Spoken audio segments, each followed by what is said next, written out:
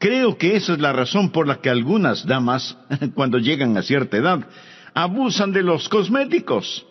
Creo que esa es la razón por la cual algunos hombres compran autos deportivos.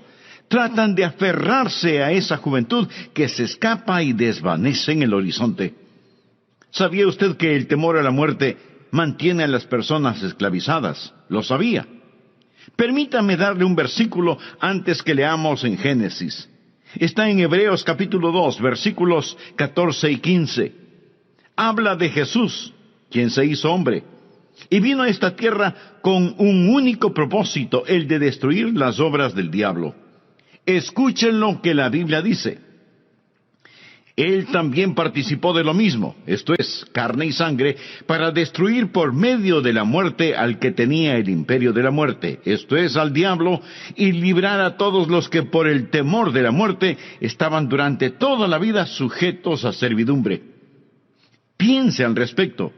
Él vino a liberar a todos los que por el temor de la muerte estaban durante toda la vida sujetos a servidumbre. ¿Me permite decirle algo? Usted no está listo para vivir hasta que usted ya no tenga temor a la muerte. No está listo para vivir hasta que cese de temer a la muerte. Jesús vino a librarle de las ataduras del temor. Un hijo de Dios puede sonreírle a la muerte. Eso es lo que José hizo. Deseo que leamos en las Escrituras, empezando en el versículo 22 de Génesis capítulo 50. Y habitó José en Egipto, él y la casa de su padre, y vivió José 110 años. Sin embargo, murió de 110 años. ¿Sabe? Él fue un hombre importante. No obstante, murió. Y no importa quién sea usted o cuán ilustre sea, usted va a morir. Yo moriré. La única posible excepción a eso, es si Jesús fuera a venir antes que muramos. Versículo 23. Y vio José los hijos de Efraín hasta la tercera generación. Por favor, pasemos al versículo 24. Y José dijo a sus hermanos, yo voy a morir. Esa es una aseveración fuerte, ¿no lo cree? Yo voy a morir, mas Dios ciertamente os visitará, y os hará subir de esta tierra que juró a Abraham, a Isaac y a Jacob. Es decir, Dios os sacará de Egipto, y Él os llevará a Canaán, la tierra prometida. E hizo jurar José a los hijos de Israel, diciendo, Dios ciertamente os visitará, y haréis llevar de aquí mis huesos. Lo que José estaba diciendo es, Dios vendrá, Él los sacará de Egipto, Él les llevará a la tierra prometida, y cuando lo haga, llevarán mis huesos con ustedes. No permaneceré aquí, cuando se vayan, lleven mis huesos con ustedes. Leamos ahora el versículo 26. Y murió José a la edad de 110 años, y lo embalsamaron, y fue puesto en un ataúd en Egipto. ¿Era acaso importante esa pequeña expresión? Dios os visitará y os sacará de Egipto, y cuando los saque, ¿podrían llevarse mis huesos con ustedes, por favor? Tan solo llévenme con ustedes fuera de Egipto a Canaán. Pregunto, ¿era eso importante? Es mejor que crea que sí lo era. Recuerde que el 25% del libro de Génesis trata acerca de la vida de José. Y cuando en el Nuevo Testamento se comenta de la vida de José, ¿sabe usted qué es lo único que menciona el Nuevo Testamento acerca de José? Es algo sorprendente. Es esta oración. Y haréis llevar de aquí mis huesos. Por favor, anote al margen Hebreos capítulo 11, versículo 22, y escuche lo que dice Hebreos 11, 22. Por la fe José, al morir, mencionó la salida de los hijos de Israel, y dio mandamiento acerca de sus huesos.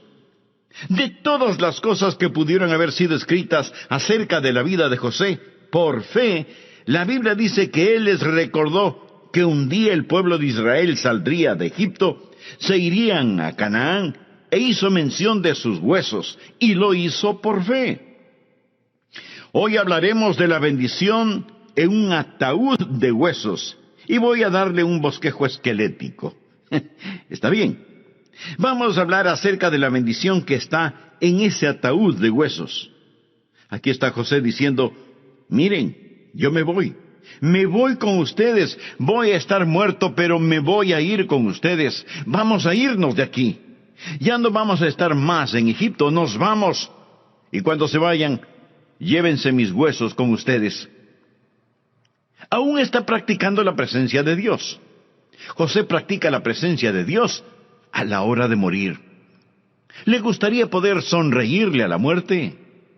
Cuando sus pies toquen esas aguas escalofriantes del Jordán, cuando sus seres queridos le rodeen en su lecho y susurren, si es así como llega a morir, ¿no le gustaría tener esa seguridad que José tuvo hace tanto tiempo? Deseo poner 3 puntos en su corazón que salen de este pasaje de las Escrituras, si usted practica la presencia de Dios a la hora de morir. El primer punto: necesitamos recordar las promesas inquebrantables de Dios. Usted no tendrá paz al momento de morir, a menos que usted se afirme en algunas promesas. Atesore esto en su corazón ahora. Permita que Dios, el Espíritu Santo, escriba esto en su corazón. Es imperativo que recordemos las promesas inquebrantables de Dios. ¿Cómo pudo José hacer esto? La Biblia dice en Hebreos capítulo 11, recuerde que fue por fe que José hizo mención acerca de salir de Egipto. Fue por fe lo que él dijo, llévense mis huesos con ustedes. Verá, José tenía la palabra de Dios. ¿Qué es lo que Dios había prometido? Escuche, más de 300 años antes que José dijera lo que dijo, Dios había hecho una promesa. Dios hizo una promesa a Abraham 3 siglos antes. Dios mencionó algo a Abraham y José lo sabía. Y esa es la razón por la que José dijo lo que dijo. ¿Qué es lo que Dios le dijo a Abraham? Anote en el margen Génesis capítulo 15, versículos 13 y 14. Entonces Jehová dijo a Abraham, el nombre de Abraham en ese tiempo era Abram. Ten por cierto, quiere decir, puedes contar con esto, que tu descendencia morará en esta tierra. Es decir, ustedes irán a Egipto, y será esclava allí, y será oprimida 400 años. Mas también a la nación a la cual servirán, juzgaré yo, y después de esto saldrán con gran riqueza. Esto es lo que Dios prometió. Abraham, haré una nación grande de ti, pero tus descendientes irán a un lugar, una tierra que no es de ellos. Estarán allí por 400 años. Después que habiten allí por 400 años, van a salir de allí. Y cuando se marchen de ese lugar, ellos saldrán con muchísimas riquezas. José sabía esto. Y esa es la razón por la que José dijo lo que dijo, por fe. Su fe estaba cimentada en la promesa inconmovible e inquebrantable de Dios. Desea poder sonreírle a la muerte. Usted quiere practicar la presencia de Dios a la hora de morir. Entonces, recuerde las promesas inquebrantables de Dios. ¿Y qué es la fe? Permítame decirle lo que es la fe. Fe no es pensamiento positivo. A mí me gusta el pensamiento positivo, pero eso no es fe. Fe no es seguir una corazonada. Algunas veces las corazonadas son buenas, pero eso no es fe. Fe no es el esperar lo mejor. Yo espero que usted espere lo mejor. Eso no es fe. Fe no es un sentimiento de optimismo. Me encanta el optimismo, pero eso no es fe. Fe no es autoconfianza. Eso está bien si es que su confianza está primero en el Señor. Fe no es el desear algo. Entonces, ¿qué es fe? Fe es recibir una palabra de Dios y creerla. Hebreos 11:1 dice, es pues la fe la certeza de lo que se espera, la convicción de lo que no se ve. Esa palabra, esperar, no quiere decir tal vez o a lo mejor. Esperar en la Biblia significa una seguridad sólida como la roca basada en la palabra de Dios. La segunda venida del Señor se la identifica como la esperanza bendita. Eso no significa un bendecido tal vez, o un bendecido a lo mejor. Significa absoluta seguridad basada en la palabra de Dios.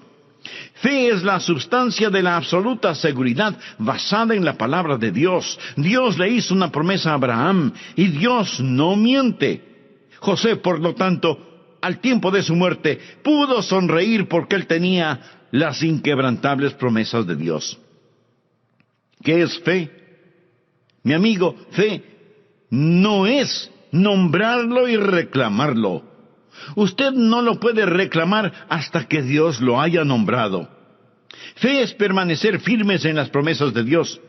Y si usted me dice, pastor, ¿cómo es que José tuvo tanta fe y yo tenga tan poco? Pues le diré que José tenía su alma empapada en la palabra de Dios. En el pasado hubo un gran predicador, tan conocido como Billy Graham. Su nombre fue Dwight L. Moody. Él no tuvo una educación superior o entrenamiento en algún seminario, pero Moody, de acuerdo a su biografía, tuvo influencia en 2 continentes. Estremeció a Norteamérica y Europa por Dios. Moody fue un hombre de gran fe. Y cuando dio su testimonio en relación con su fe, él dijo, yo quería fe. Y oré por fe. Pero mi fe no crecía. Entonces leí en la epístola a los romanos que la fe viene por el oír y el oír por la palabra de Dios. Y dejé de pedir fe a Dios y me metí en la Biblia, saturé mi alma con la palabra de Dios y entonces mi fe comenzó a crecer y crecer y crecer. ¿Quiere usted tener la capacidad de sonreírle a la muerte? ¿Quiere usted practicar la presencia de Dios al momento de la muerte? Entonces recuerde las inquebrantables promesas de Dios. Note el versículo 24, mírelo de nuevo. Y José dijo a sus hermanos, yo voy a morir, mas Dios ciertamente os visitará, y os hará subir de esta tierra que juró a Abraham. Subráyelo. Juró a Abraham. Dios hizo un juramento. Si una promesa en la palabra de Dios no se cumpliera, Dios perdería su carácter. Dios sería un mentiroso. Dios hizo un juramento y rompió su palabra. Amigo, Dios no puede mentir. Recuérdelo. Así que, ¿qué es lo primero que necesitamos recordar? Las promesas inquebrantables de Dios. ¿Lo ha entendido? Bien. Segundo, el poder inconmovible de Dios.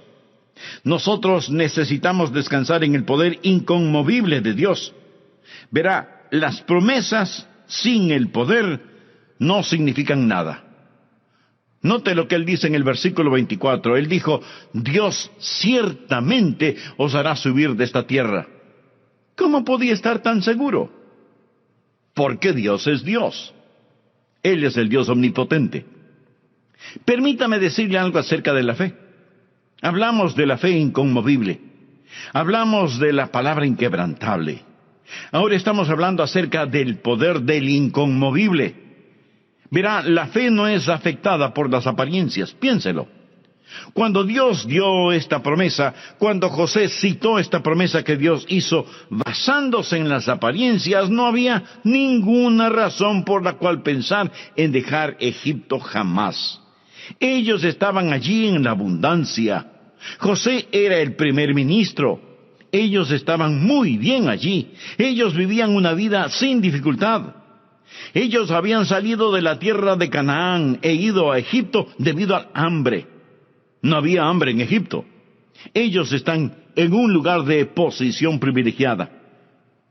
No tomen ninguna promesa de Dios para hacerla pasar por el tamiz del juicio de su razonamiento. No diga, bueno, volvamos a examinar bien la palabra de Dios a la luz de las circunstancias actuales. Era inconmovible ante el razonamiento humano.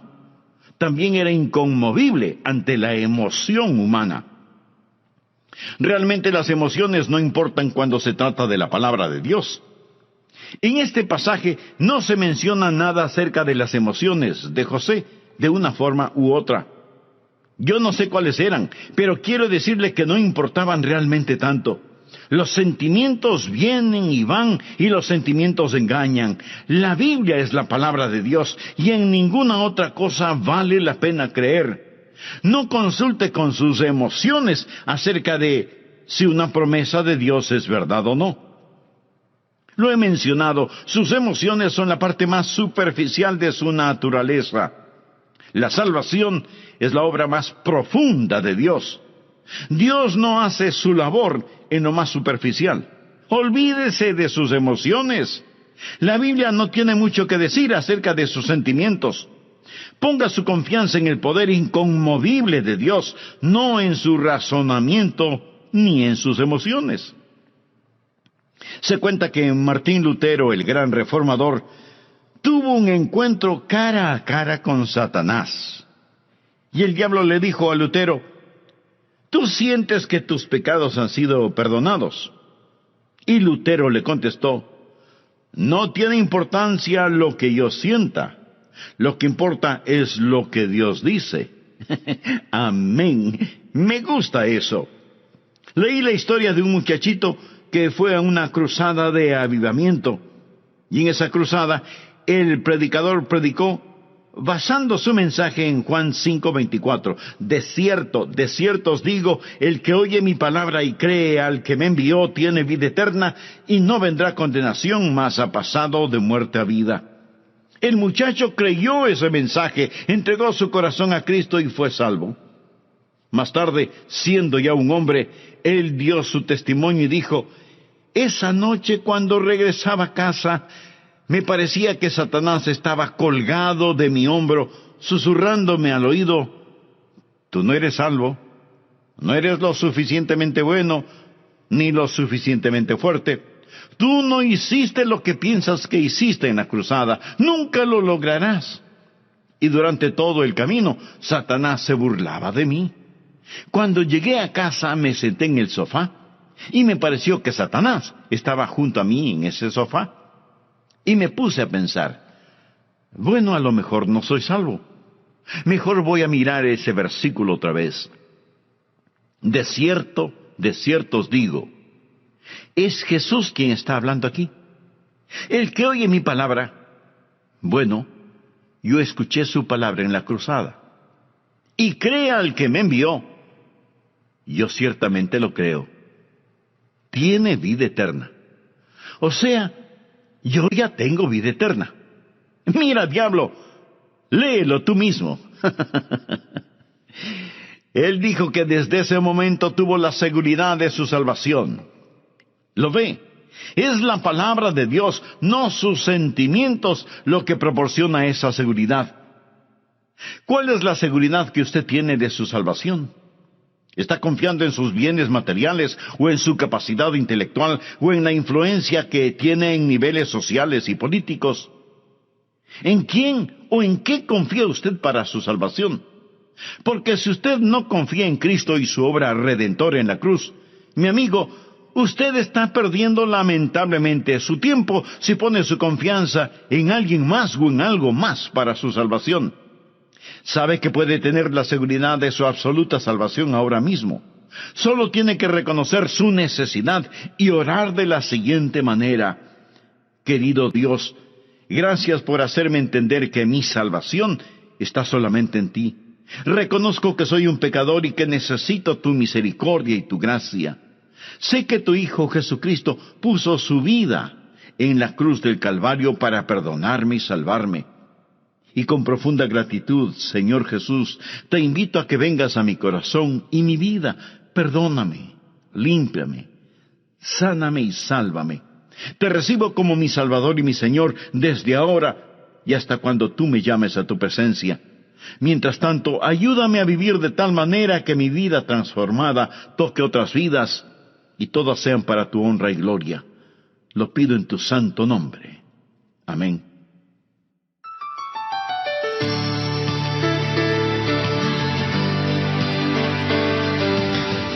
A veces me preguntan: Pastor Rogers, ¿cree usted literalmente en la segunda venida de Jesús? Por supuesto que lo creo. Yo creo que Jesucristo regresará a esta tierra en forma literal, visible y corporal.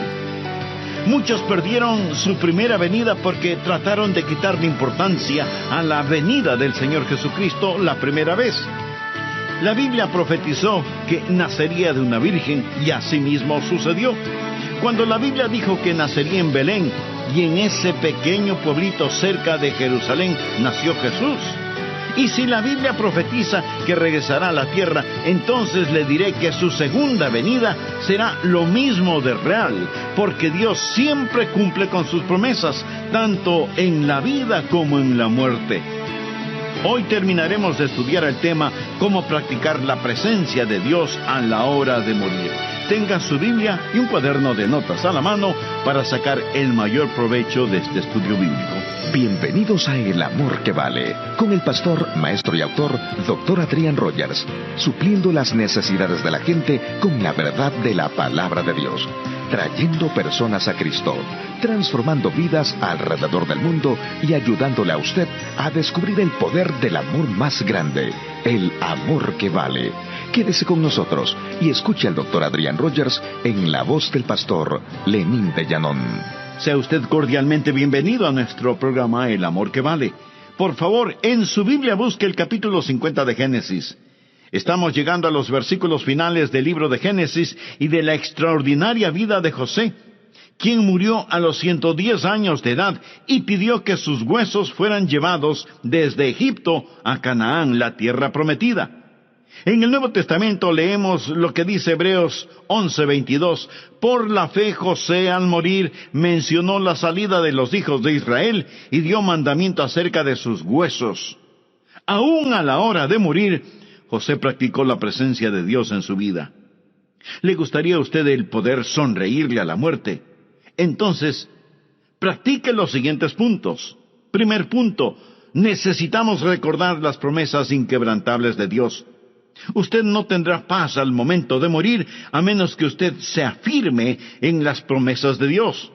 Es imperativo en recordar las inquebrantables promesas de Dios. Segundo punto, necesitamos descansar en el poder inconmovible de Dios. Mi amigo, estoy hablando de el ejercicio de la verdadera fe. Déjeme decirle algo más. La fe no es sacudida por la razón ni por la emoción. Tampoco es sacudida por la demora. La promesa sobre la cual José se afirmaba tenía ya 300 años de existencia. Y José está hablando de lo que deben hacer con sus huesos. Y aún pasarían siglos antes de que ellos pudieran salir de allí. ¿Sabía usted que la fe puede esperar? Me encanta lo que dice Habacuc 2:3. Aunque la visión tardará aún por un tiempo, mas se apresura hacia el fin, y no mentirá. Aunque tardare, espéralo, porque sin duda vendrá, no tardará. ¡Qué estupendo versículo es ese! Al preparar este mensaje estuve pensando en cómo Dios a veces demora, y pensé en la profecía que Dios hizo contra la antigua nación de Tiro, que estaba al norte de Israel, en la costa del Mediterráneo. Y esto es lo que Dios dijo contra Tiro. Busque Ezequiel 26:3. Por tanto, así ha dicho Jehová el Señor: He aquí yo estoy contra ti, oh Tiro, y haré subir contra ti muchas naciones, como el mar hace subir sus olas. Siendo que ellos vivían a la orilla del mar, podían entender esto. Y en Ezequiel 26, versos del 12 al 14 leemos: Y robarán tus riquezas y saquearán tus mercaderías, arruinarán tus muros y tus casas preciosas destruirán, y pondrán tus piedras y tu madera y tu polvo en medio de las aguas. Y haré cesar el estrépito de tus canciones, y no se oirá más el son de tus cítaras, y te pondré como una peña lisa, tendedero de redes serás, y nunca más serás edificada, porque yo Jehová he hablado, dice Jehová el Señor. Dios dijo: Mira, Tiro, eres tan importante y poderosa, con tantas riquezas y lujos. Te voy a decir lo que haré contigo.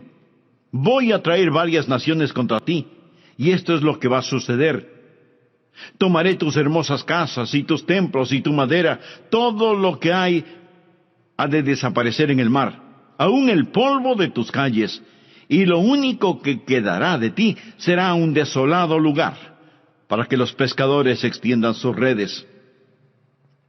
En el año 550 a.C., Nabucodonosor vino contra la nación de Tiro. Y cuando la gente vio la llegada de Nabucodonosor, supieron que no podrían derrotar a este monarca de Babilonia. Había una pequeña isla no muy alejada de la costa, y la gente huyó hacia esa isla, abandonando la ciudad. Bueno, en la antigua Tiro, las paredes todavía estaban allí. Las ruinas de los edificios aún permanecían allí, y aún la vieja madera estaba allí.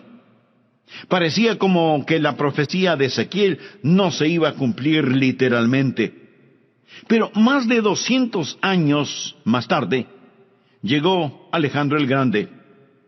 Ahora recuerde que la gente de Tiro huyó hacia una pequeña isla, y con el paso del tiempo ellos tuvieron la más poderosa flota naval del mundo. Alejandro el Grande no tenía una flota naval, pero en cambio tenía un gran ejército. Alejandro les solicitó ayuda, y ellos le dijeron: no vamos a ayudarte. Nosotros estamos muy bien en nuestra isla, no te ayudaremos de ninguna manera. Esto enojó mucho a Alejandro el Grande, y decidió que tenía que hacer algo. No podía navegar hasta la isla, pero algo tenía que hacer.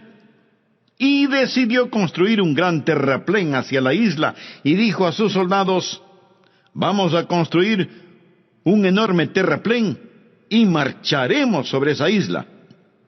Y le preguntaron: pero, ¿dónde vamos a conseguir los materiales para construirlo? Y el gran conquistador les dijo: ven toda esa madera y las piedras y las paredes. Usen todos esos materiales. Y construyeron el enorme terraplén desde la costa del Mediterráneo hasta la isla en donde estaba la ciudad de Tiro. Cuando terminaron de construirlo, el antiguo sitio quedó pelado como una roca, en donde los pescadores extendían sus redes para secarlas. La profecía de Dios contra Tiro se cumplió literal y cabalmente. Amigo, escúcheme. Yo me alegro que José no trató de alegorizar las Escrituras. Me alegro que José no trató de espiritualizar las Escrituras. Cuando Dios dice que va a hacer algo, Él lo hará. Podrá demorar 500 años, pero lo hará, Él lo hará. Y lo hará en forma literal. Y la demora no significa nada. La gente me dice: bueno, pastor, si usted cree que Jesús vendrá otra vez, ¿por qué no ha venido ya? La Biblia habla de gente que dice cosas como esa. Por eso es que Pedro manifiesta: en los postreros días vendrán burladores, andando según sus propias concupiscencias, y diciendo: ¿dónde está la promesa de su venida? Porque desde el día en que los padres durmieron, todas las cosas permanecen así como desde el principio de la creación. Pero Pedro asegura que el día del Señor vendrá, y que no debemos olvidar que para con el Señor un día es como 1000 años, y 1000 años como un día. Ahora continuemos con el tercer y último punto.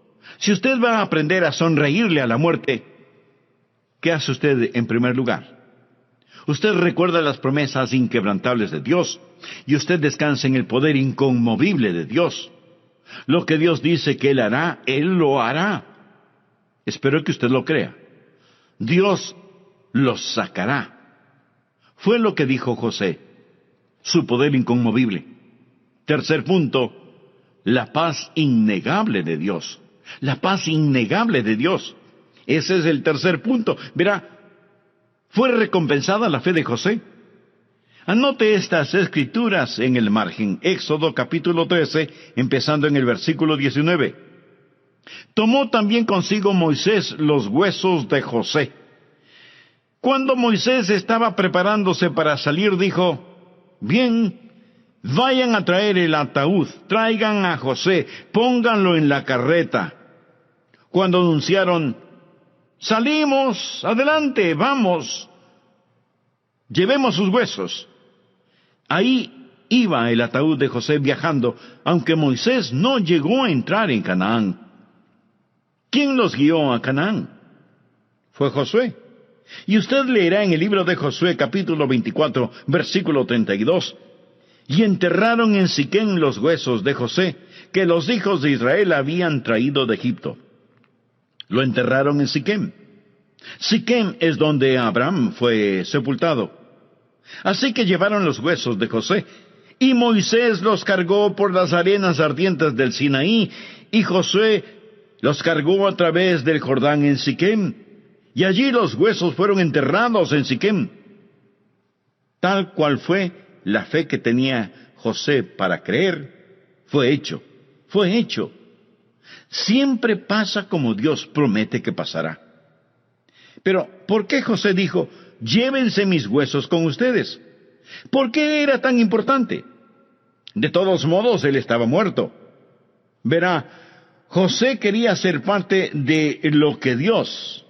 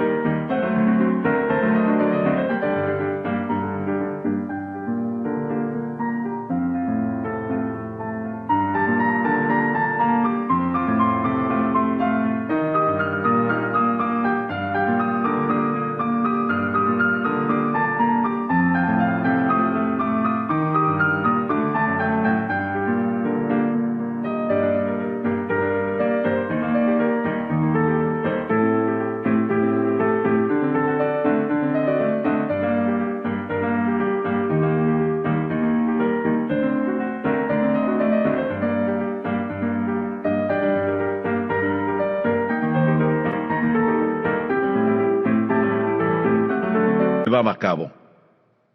¿Alguna vez ha visto las tumbas en Egipto? He ido a Egipto en varias ocasiones a ver esas tumbas. He estado dentro de la Gran Pirámide, increíble. ¿Alguna vez ha visto todos los accesorios que pertenecieron al conocido rey Tutankamón? Si usted alguna vez va a Londres, visite el Museo de Londres y vea todos los sarcófagos y vea esas momias allí en el Museo de Londres. Es algo extraordinario. Pero me alegro que usted no puede encontrar una de José allí. Es decir, José no era un materialista. Él tenía toda aquella fortuna. Él podía construir un monumento colosal. Y sí lo hizo. Él construyó un mejor monumento, un monumento de fe. Él poseía riquezas que Dios pudo confiárselas. Escuché de un abogado que se compró un automóvil BMW. Siempre había querido tener uno. Estaba tan orgulloso de su carro.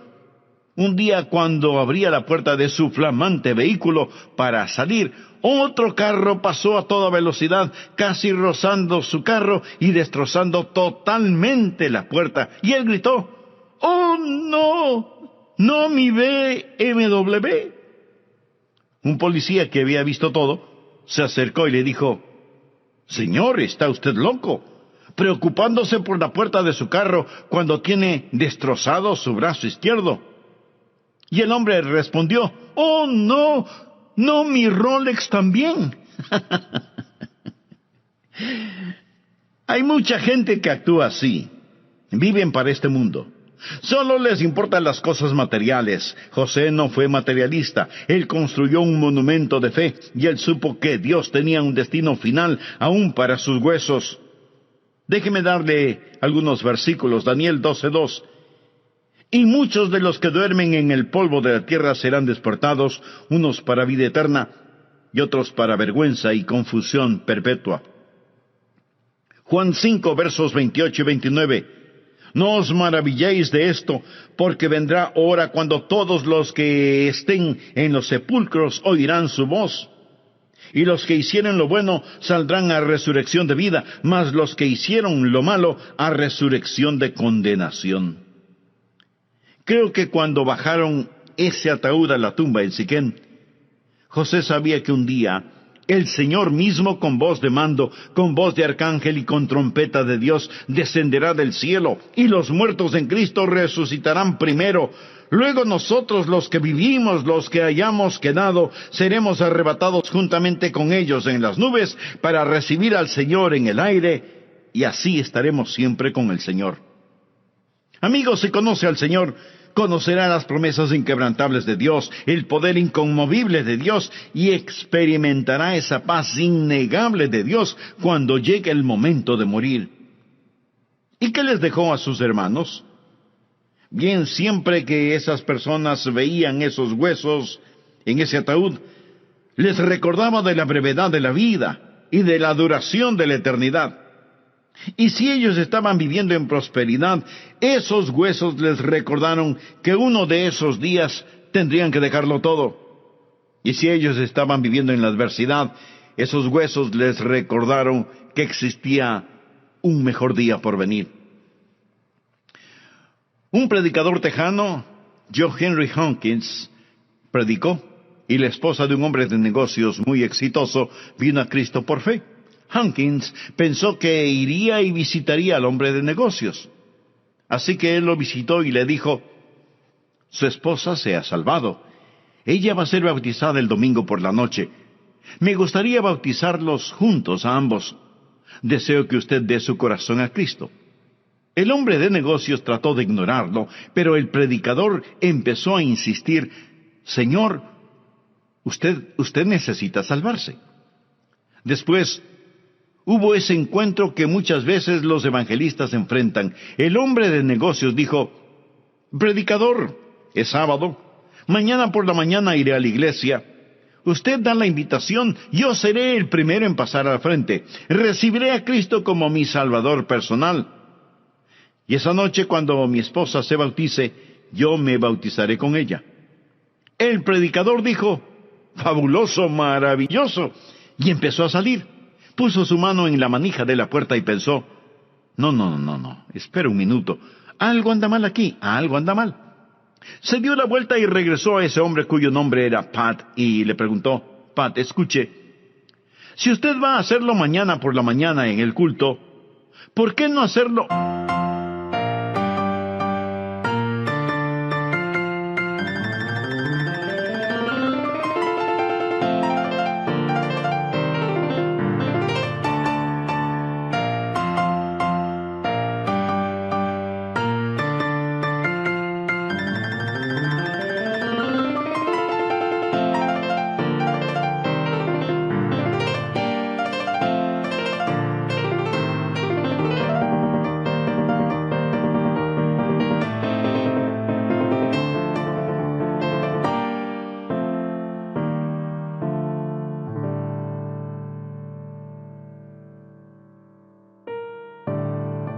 Ahora mismo y entrega su corazón a Jesús, y mañana por la mañana viene y lo hace público. El hombre de negocios afirmó: mire, predicador, soy un hombre de palabra. Si digo que voy a hacerlo mañana, voy a hacerlo por la mañana. Usted puede contar con ello. El predicador dijo: muy bien. Por segunda vez empezó a salir, puso su mano en la manija de la puerta y supo que algo no estaba bien. Él sacó su Nuevo Testamento y lo abrió a la Escritura que dice: he aquí ahora el tiempo aceptable, he aquí ahora el día de salvación. Él le explicó: Pat, esto es lo que Dios dice. El diablo dice mañana, Dios dice hoy. ¿Alguna vez alguien ha fallado al hacer lo que Dios dice? ¿Y alguna vez alguien ha hecho lo correcto al hacer lo que Satanás dice? Esto sorprendió al hombre un poco. El predicador puso la Escritura en su mano y dijo: léala.